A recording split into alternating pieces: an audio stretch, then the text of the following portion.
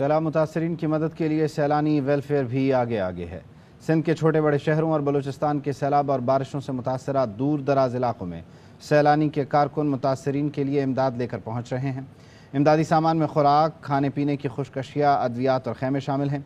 मुतासरीन को ration card भी फराहम किए गए हैं, जिन्हें देखकर मुतासरीन को खुराक और दीगर सामान फराहम किया जा रहा है।